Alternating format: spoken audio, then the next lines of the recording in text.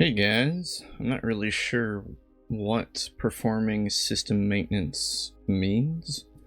I went on the Avendar website and was not able to really find anything, so I'm just going to assume that it is some kind of perhaps automated message that occurs during an update, perhaps a backup of the system files or the server files or something. So we're just gonna keep continuing to play and hope that a moderator doesn't come and ban us or something. So I looked online, I couldn't find any reference to like a specific day of maintenance happening today. That being said, the Avendar forums aren't exactly filled with recent information, but that's okay. I did find this neat little thing where you can check to see how many people are in the server, as well as, let me just bring it up really quick here. Yeah, it says who recently died. Some guy named Cdaim had died. There are 3 characters on the server today at this moment. The average level of them is 27, considering that we are, what, level 1? I would assume our character is bringing down that average quite a lot. Apparently someone named Kalashul has reached level 46 in his guild. And this one is the more interesting one. It says a powerful creature called Gaunda guards a ruin near the fens. I have no clue what that means, but that sounds pretty cool. Well, let's just continue on. I believe we're trying to figure out how to bank. Help bank. Okay. Looks like we can deposit, withdraw, convert. We can use balance to check our balance. I'm not sure why that didn't work. You have no coins in your account. That stands to reason. Do we have any money?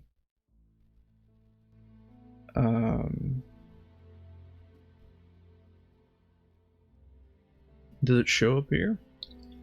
I don't see anything.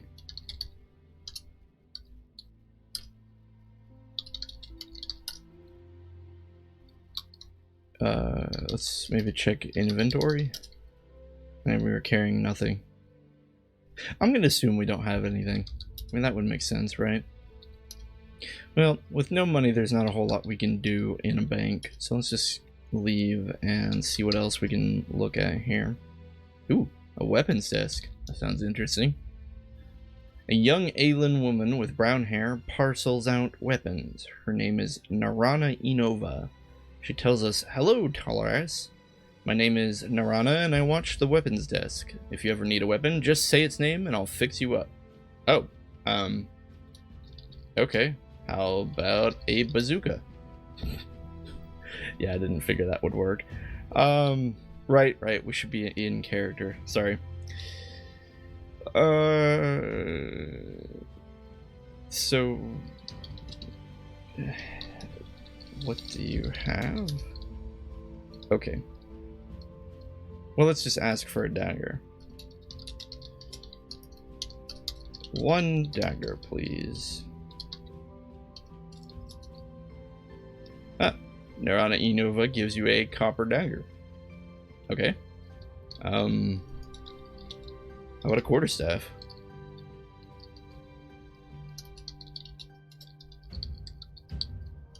One quarterstaff as well, if you don't mind. I think I got a little too advanced for the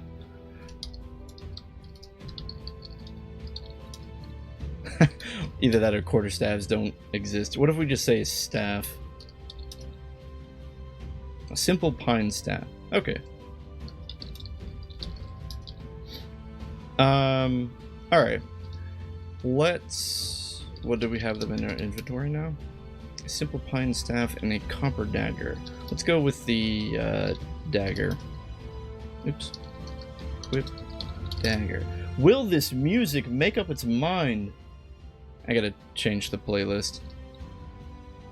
Actually, let's just switch to another song. This is what I get for trying to find royalty-free music so no one gets angry at me for using it. Alright. So have we equipped the dagger?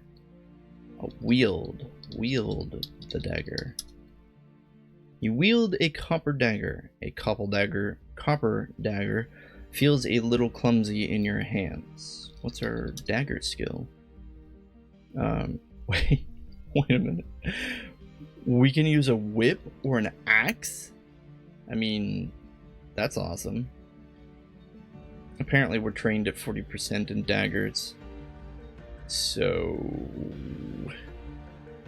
okay. I don't, I guess dagger it is. Let's just drop our staff. And... take a look around. Oh, there's a sign. Oh, we didn't read the description, did we? We just immediately started demanding things. A gilded ceiling of the Hall of Arms continues into this branch. The tiled floor showing a bit of scuffle from the passage of feet. The walls are less tall, but no less impressive. Their pale stone surfaces brushed smooth. Various examples of the school's weaponsmith hang on the wall. My apologies. Various examples of the school's weaponsmith hang on display, including crested shields and crossed swords. The hall itself is lit by white globes of light, lit by magic rather than flame. A finely varnished wooden desk sits within the hall, and behind it are a variety of crates containing various weapons to be handed out. The scent of the forge lingers in the air. To the east is the school's forge, while the entrance to the Hall of Arms lies to the south. And we have another sign, which we should probably read. Welcome, School of Heroes. The outside world can be dangerous for young adventurers, so you should always be prepared. You may ask for any weapon of any type that you wish, and it will be supplied to you. Simply say its name, and you will receive one. You may choose from these options. Interesting. Kind of want to be an axe-wielding magician, you know? I guess there's nothing wrong with a dagger. Dagger's pretty traditional, though. Dagger and staff for a wizard. Axe just seems like it would be more fun. Eh. Until we learn the ropes, we'll just stick with the dagger since our character is trained in it. Okay, let's just go to the school forge. The majority of this large room is consumed by an expansive forge. A variety of crates, including stock, copper, and coal, line the northern wall, giving the room a far more utilitarian look than the rest of the hall. The floor is made of thick, smooth stones rather than glossy tiles, many of which are marked with runes of water to dampen the forge's intense heat. Off to one side, a large anvil is surrounded by various blacksmithing tools. Finished weapons are placed in other crates along the south wall, near heavy buckets used for quenching metal. To the west lies the only exit, which leads back to the equipment desk. A large sign is posted near the room's entrance. A hulking Aletharia attends to the school forge. Toglath. If you need your weapons repaired, bring them to me. I have to charge you, but I'll try to keep it reasonable. Okay. An Aletharian. Those are the giant, super strong guys who, like, fell from the grace of the gods. Okay. So this guy fixes our weapons? Well, we don't have anything that needs fixed, so we'll just leave.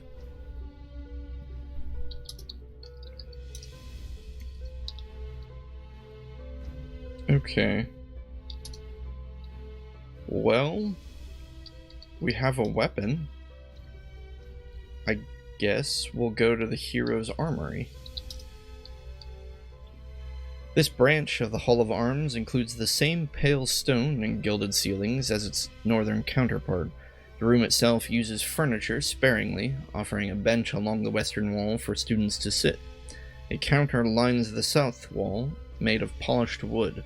The walls and the front of the counter are decorated with various examples of the school's in-house wares, including copper mail, shields, and cloth or hide stitchwork. The armory is well lit and well maintained on all accounts. To the east lies another shop, while the entrance to the Hall of Arms lies to the north. A sign sits upon the counter with additional instructions. Well, let's read the sign. Oh, but we're being talked at. A retired mercenary sits behind the counter, offering his wares. Hail, Talaris. Welcome to the Hero's Armory. I have a good stock of armor, and it's inexpensive to boot. It helps to be well armed, so be prepared. Okay. Well, let's read the sign. The Hero's Armory sells protective armor and clothing to aid in your journey. To see what is available to buy, type list. To purchase an item, use buy item keyword. Shops outside the School of Heroes allow you to sell items you might find during your adventures. If you purchase an item you don't want, you can return it using item return for a full refund. Remember, after you buy a piece of armor, you need to wear it. Your time to complete Find a Rat's Tail for Cheedog has expired. I didn't know we had a time limit. Good grief, the guy needs to be more patient. Okay, well, let's just take a look at the list here. Quantity. Looks like we can buy quite a few items here if we had any money. Copper shield. Well, we're probably not really trained in shielding, are we? Although I don't know what kind of RPG this is. Our character might very well be able to wield a shield in spite of being a scholar. I'm not really sure what we should try here. Well, a copper shield is only 1 silver. Do we have any money? Check money. I wish I knew how to check how much money we had. I just don't see it here. Maybe if we just type copper. Silver? Oops. Well, but at the bank it said we didn't have any money to deposit, so I would assume we just don't have any money. Let's see if we can... Well, let's first help shop.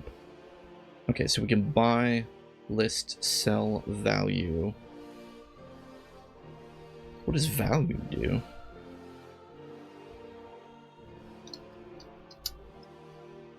Value asks the shopkeeper how much he, she, or it will buy an item. Oh, okay, so it's used for selling. Well, let's just buy a shield. Oh, wait, we have money? Okay. I really, inventory.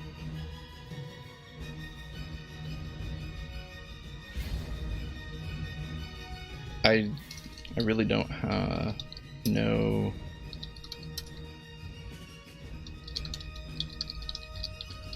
how to check our gold.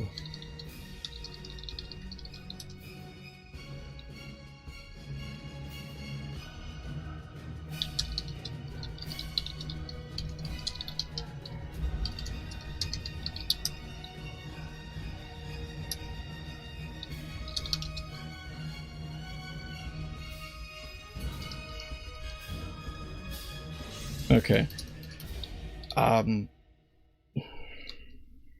This is rather frustrating. What command do you think? Value? No, that's for the shops. Currency? Oh, money. Money doesn't actually give us any commands. Help.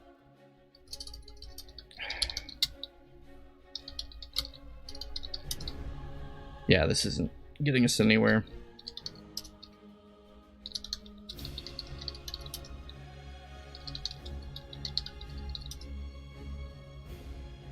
Score worth. Perhaps worth?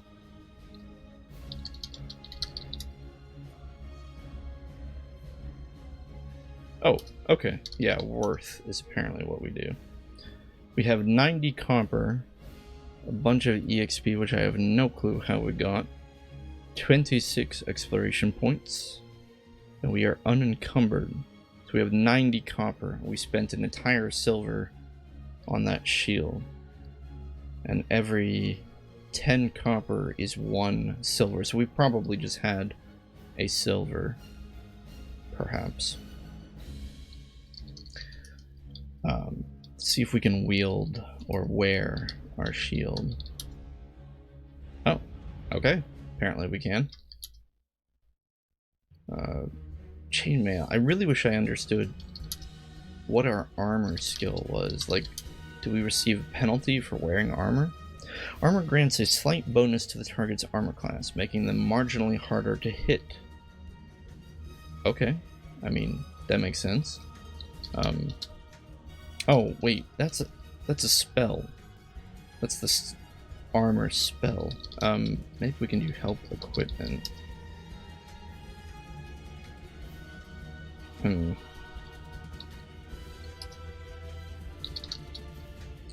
Help gear? How about help wear?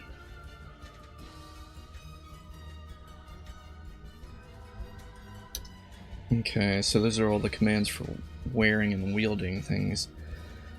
I don't know, guys. I guess perhaps we should take it from more of a roleplay angle. I don't feel like Talaris would wear any armor. A dagger and shield, sure, but I don't think he would enjoy being encumbered by armor. So we'll just keep it off for now. Perhaps he would wear a leather belt, though, and copper bracers. I suppose we could purchase some of those. Wouldn't wear fur-lined sleeves, or a mantle, or a scarf. Alright, so let's just buy some boots.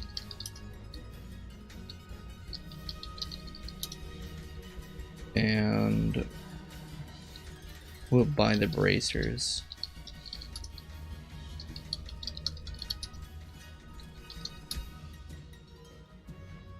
Wait, you have to buy an individual bracer for each arm? Oh my goodness, you do.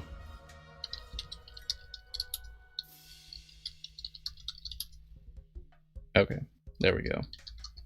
So presently, we are wearing a pair of hide boots, equipped with a copper shield, bracers on each arm, and a dagger. That's good enough. And then we use worth. We have 58 copper left. And we're ready to go out and see what else is out here. Okay. In the back of the southern branch of the Hall of Arms is another shop front set up against the eastern wall. This is the White Satchel, which sells support items and consumables to young adventurers. The room shares the pale stone and gilded ceilings of the rest of the hall, as well as the same polished tile floor. Cases along the north and south wall show examples of the shop's wares and includes information on their individual properties. The shop is clean and brightly lit, welcoming students at all hours. To the west is the Hero's Armory. A small sign sits upon the counter. A middle-aged woman sells supplies to young adventurers. Her name is Isandra Istan. Hello, Talaris, and welcome to the White Satchel. There are many supplies you'll need on an adventure. Take a look in the cases if you're not sure what you need. Okay, well, let's read the sign here.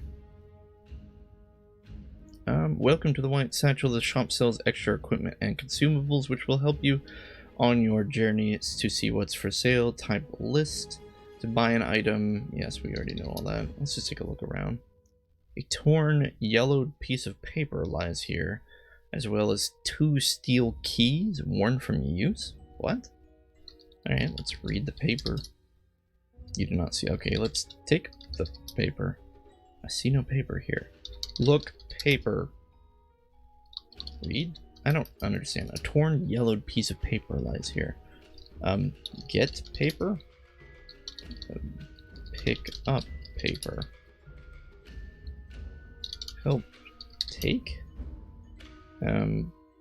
Get. Okay, so we need to get yellowed paper. Get paper? I don't... Is it not here anymore? A torn, yellowed piece of paper lies here. Perplexing. Look paper. I don't understand, guys. Perhaps we can look at these keys instead. Look key. A steel key rests here. Worn from use. Take key. You get a steel key. Look at key. Look key. I don't understand what this key is for. Well, we have a key. I don't know what it's for. But we have a key. Let's read the sign. Welcome to the White Sand. Oh, we already did this. Well, let's just take a look at the list. Ration cake. It's pretty cheap. Packet of travel wafers. Those are more expensive. A wooden canoe? We just buy a wooden canoe? Seems heavy. Quilted bedroll, and that's probably important. Small fire kit, that's probably also important. A roll of maps. Well, crap. We kind of spent a lot of our money already. We have about 5 silver and 8 copper. I suppose we still have enough for a fire kit, a bedroll, and some food. So let's just buy a bedroll. Buy a fire kit. Buy ration cake. Buy ration cake. Buy ration cake. Okay, so we've got 3 cakes, a fire kit, bedroll, that random steel key we picked up. How much do we have left? 17, not much. So I suppose we'll just buy a pack and an earthen jug. Okay.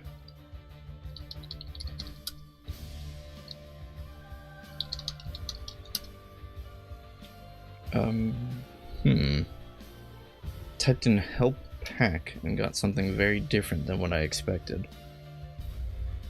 Well, let's just open our pack. Perhaps that will work.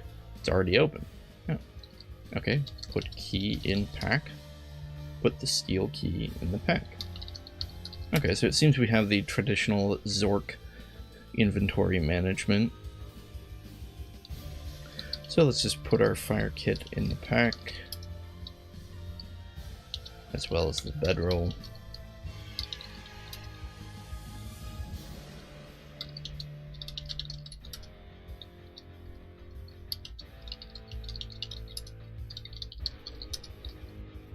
Huh. Put 2 cake in pack? That's not a container.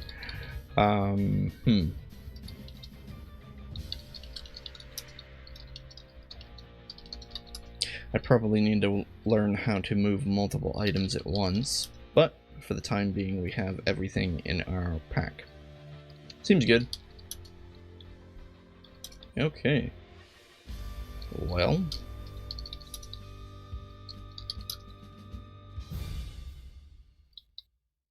That leaves us with, now that we are properly geared to go on the most exciting Boy Scout camping trip ever, I believe we are free to go to a new location. We've gone to the weapons desk and the armory. Did we go to the Hall of Arms? We did. Well, this is where Chedak wanted to give us the quest. Well, what else was all the way over here? Oh, the bank, that's right. Okay. Yeah, so we have the weapons desk, the armory, which also has the item place, and then the Hall of Arms, which is the bank. We're free to go back to the foyer, and that leaves us just with the exits of going up or down. Up leads to a spiral stairway, and down leads to the Adventurer's Lounge. Let's go up, I guess. A spiral stairway just above the foyer to the School of Heroes is a spiraling stairwell leading upward. It follows a central glass pillar whose translucent interior offers a variety of frozen stone replicas of birds, insects, and winged beasts. At its core is a marvelous sculpture of a dragon donated by the Glalian School in Irndam. There are no external walls, but rather a sturdy handrail which follows the stair's outer edge. The lights of the foyer glitter below, and the marble columns parallel to the parallel the rise of the stairwell's interior pillar. A three-way junction waits above, while the foyer is below. So wait a minute, there are no railings on this thing? There are no external walls. Rather a sturdy handrail. I see, so it's just an open staircase. A brown Syrian female stands silently on the wide stairs. Those are the lizard people. Watch yourself. If I see you get rough, I get rough. Upstairs, acolytes show your future. Listen well, learn about many fates. Okay. Well. Let's, looks like we can just continue to go up, I guess. The spiral stairwell rises up into the three-way junction, its cloudy glass central column rising to the ceiling. The stones here are older and more rugged, suggesting that this portion of the school is older than the ground level. That's interesting. How could the upper portion be older than the lower portion? The vaulted ceiling is made from the same dark elder stone as the walls, with the tile floor worn away from age. From here, doors lead to the north, east, and west. The eastern door is made of untarnished gold, which glitters in the magical light of the chamber. The west door is made from a single magically crafted slab of onyx. To the north, a door has been fashioned from a slab of pure granite. An olive green Ethron, clad in brown robes, directs young adventurers. Hold on, what's an Ethron? The plant golem people. Logel Arastha tells us, if you wish my direction, Talaris, I will grant it. Do you? Yes, please.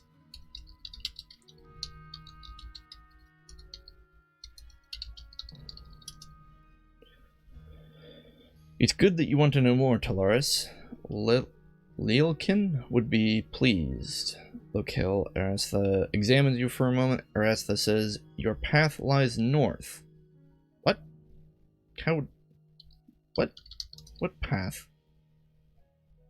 Well, there are 3 doors. Let's just look north. A room lies past this granite door. The granite door is closed. Well, thanks. I guess we'll just go north. The granite door is closed. Okay, open door north. You open the granite door. Oh, that was simpler than I thought it would be. Okay. We're in the door to the north, the Chamber of Neutrality. Oh, I see. This is where we can learn about alignments. This gray marbled room is a study in muted tones. Stone chairs form a half circle before a raised central dais, the chamber illuminated by sterile white light.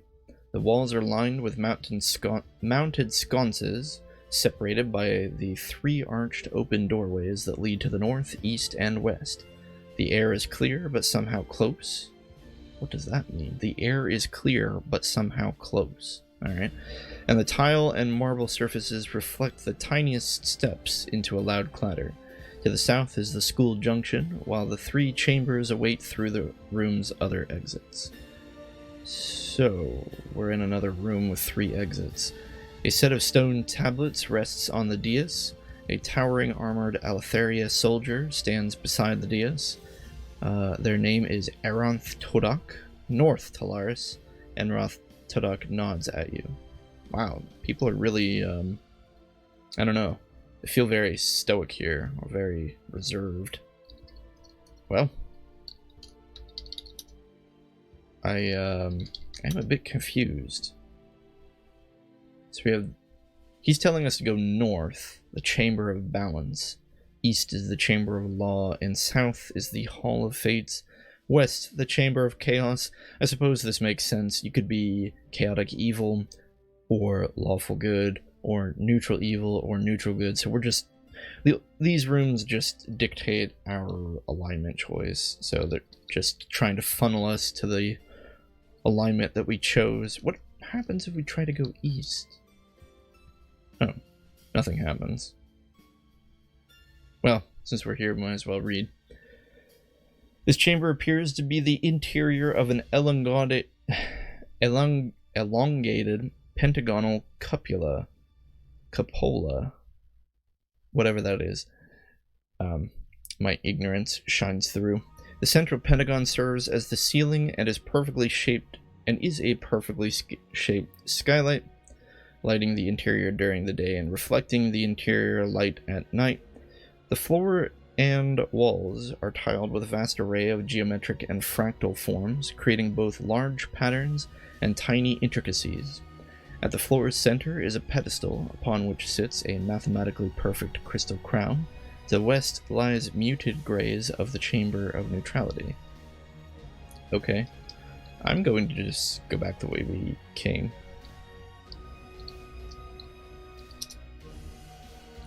Alright, we'll go north, as this guy has suggested we do. The platinum scale tells you... Wait, oh, forgot to read the intro. We are in the Chamber of Balance. The decor of this room is done in rich browns with glossy hardwood flooring and complementary cut stone walls. Furniture is arrayed about the chamber. All of it is equidistant from another, of course, because neutral people love equality. The chamber is lit by globes of nested light, which line the walls, ends, and the base of the nested ceiling. The ceiling is made from beautifully painted tiles, which depict many aspects of mortal life in a bold panorama: birth, death, wealth, poverty, murder, and charity. Set against the northern wall is a set of pure platinum scales. The chamber's only exit is a doorway to the south. The platinum scales tell us, apparently they're speaking, "Look upon me and learn the measure of your soul." Sure. I guess when a pair of platinum scales tells you to do something, you listen. Look at... or, well, not at. Look, scale. True neutral. True neutral characters are not given to any particular bias. They are unconcerned with morality and disregard order as much as they embrace it. Some believe they have a higher duty to the greater balance of the multiverse, but just as many do not. Mercenary behaviors and fair weather friendships are all hallmarks of the true neutral. Because their beliefs, motives, and notions are so diverse, they can be found in any and all company. Their greatest challenge is in remaining independent when confronted by their many associates. Possible Futures is complete. You receive 250 experience points. Okay. Don't know why we got experience points, but apparently we do. I suppose, in a sense, this is a guiding feature of perhaps suggestions on how to roleplay. Well, normally I don't really think I'd bother that much with the other rooms, since they don't really pertain to us, but unfortunately there are those pesky exploration points that we need to get. So let's just go back to the Hall of Law. We were already here. Oh, I see.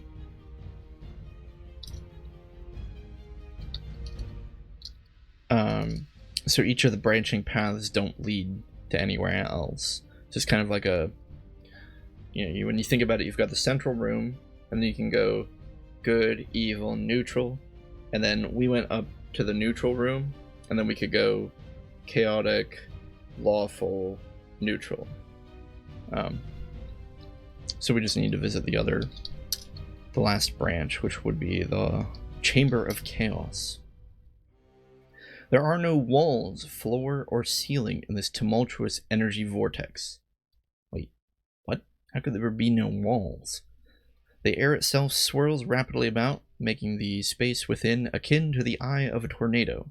The air is heavy with the charge of magic, with arcs of energy leaping across the empty, stormy air. Scents, ranging from pleasant to grotesque, follow the buffeting of winds and crackles of light and sound. At the center of the maelstrom is a floating reflective orb. The dizzying appearance of great height makes staying aloft seem dangerously unstable. To the east, a doorway returns to the safety of the school. Fair enough. Okay. Well, we took a look at that, I suppose.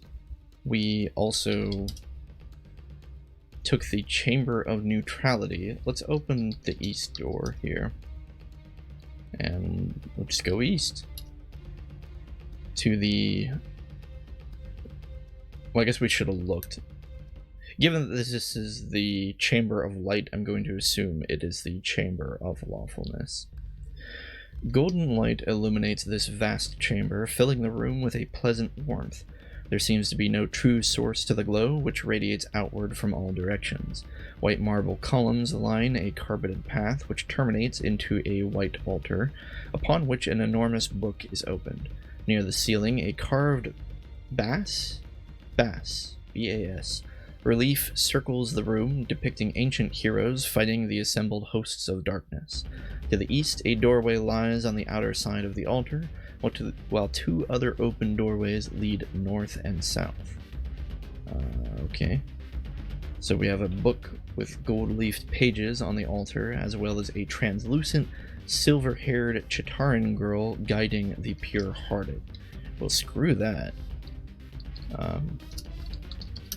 Let's see here. So, west would lead us back to the Hall of Fates. North, apparently, is the Chamber of Truth. We get to go to the Chamber of Purity and the Chamber of Many Waters. Let's start with the Chamber of Many Waters. The centerpiece of this room is an enormous crystal fountain from which streams of water flow into a series of translucent basins. The basins are arranged around a center pool, which ripples of its own accord.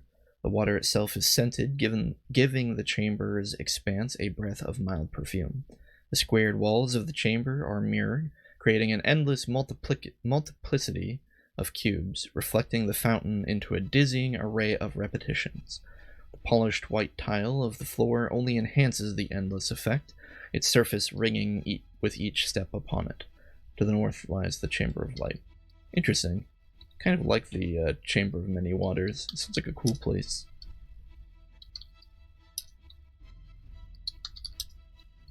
Alright, let's try the Chamber of Purity. A white room with gray tiles opens here, its layered stone walls rising to a high ceiling. A length of carpet leads from the doorway to a large statue, one palm outstretched. The statue has a palm outstretched. Beside that statue are two other figures. One is posed, lifting a broken manacle above his head. Another bears a sword in her delicate hand. All three figures are crafted in a realistic style, giving each one an almost unsettling lifelike cast. The room is cool and bright, with its only apparent exit to the west. Okay. Well, we definitely aren't into the whole purity angle. Which just leaves us with the Chamber of Truth. The walls of this chamber are enchanted with air magic, replacing them with the sweeping illusion of a disorientingly realistic skyscape. A pitch-perfect I can never say this word, simulacrum, replica, of the sun shines overhead, and the mist of cloud stuff passes languidly through its bright light. The floor of the school takes on the effect of a thin path of hovering stones, which lead to a huge floating mirror. Lined in silver, the reflection it reveals is the room as it truly is, a circular room of stone and tile. A doorway to the south returns to the Chamber of Light.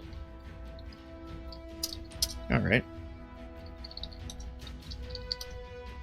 So, let's just go back to the Hall of Fates.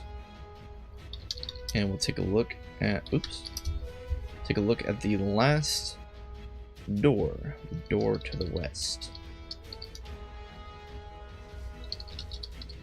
which leads us to the Chamber of Night. Shadows shroud much of this large room, darkening the stone walls and chilling the still air. What little light permeates the chamber comes from two glowing braziers of hot coals on either side of the central altar. The altar itself is of sinister design, marked with intricate carvings and cruel sharp edges. Upon it lies a waxy-looking scroll, bearing ancient flowing script. A roaring, hateful light swells within the northern doorway, while those to the west and south are either muted or absent. The school junction lies through an onyx door to the to the east. A scroll made from mortal skin beckons from the altar. A gaunt-robed Shudeni keeps a quiet vigil. Yeah, we definitely don't like being here. Well, let's try to go to the Chamber of Carnage, shall we? Sounds like a pleasant place. The circular room is topped by a hemispherical ceiling, giving the impression of being beneath a great dome. Near the center of the room, set into a deep depression, is a pit of burning coals, seemingly burning of its own accord. An enormous flame leaps nearly to the ceiling, illuminating the entire room with its searing glow. Lit in the hot red light are carvings which follow the room's circumference. Chiseled into the marble surface of the wall, the carvings depict every manner of torment, blasphemy, and abomination. The figures pictured appear anything but remorseful. They are exultant. The exit to this chamber lies south, where cooler air prevails. Certainly we will go to the south. There is the Chamber of Void to the south, which we will go to. The familiar stone and tile of the School of Heroes vanishes here, instead replaced by a plane of utter blackness. Less a chamber than a lightless void, there is little indication of the chamber's actual size. Instead, it seems both impossibly vast and shudderingly oppressive. The air within this pocket of nothingness is clammy and clingy, as if to clutch at whatever life might enter it. The further one moves into this room, the more oppressive it becomes, offering the only true measure of distance. To the north, a disembodied doorway leads back to the school, hovering in the darkness. Alright. That just leaves us with... Oops. The Chamber of Corruption. That has to be lawfully evil. This vaulted chamber serves as a small temple. Black columns support the barrel-arched ceiling, and crushed red velvet carpets cover the ample floor. The dark stone walls are hung with rich red curtains, giving the temple an opulence rarely equaled within the school's walls. A black altar is low to the floor on the west side of the room, with an enormous statue of a dragon looming over it. Its carved, leering face sports a myriad of vicious fangs, and its claws clutch the altar's sides. Torches mounted upon the chamber's columns cast eerie flickers throughout the room, adding to the air of menace already present within. The temple's exit lies to the east. Okay, well, we have looked upon all of the alignment rooms. I think we are safe to go back down to the foyer. Whew! Well, that was quite a series of locations. Also, I noticed that our movement has increased, as well as our HP. And I wonder if that's because of the gear we are wearing. How do we take off something? Do we just type wear boots? Take off boots. Remove boots. Oh, okay. So, what is our movement now? Let's do a random command. Wait, our movement increased. Wear boots. I see. So the more equipment we wear, the less movement we have. That's interesting. Now what increased our HP? Remove shield. We do have a shield. I just spelled it wrong. No, our HP is still 112. However, we did gain more movement. So, I see. So that's the trade-off of equipping things, is your movement is lowered. Well, I believe that just leaves us to go down into the Adventurers Lounge. I'm going to take a quick break there, and when we get back, we will see what the last location of the school has to offer us.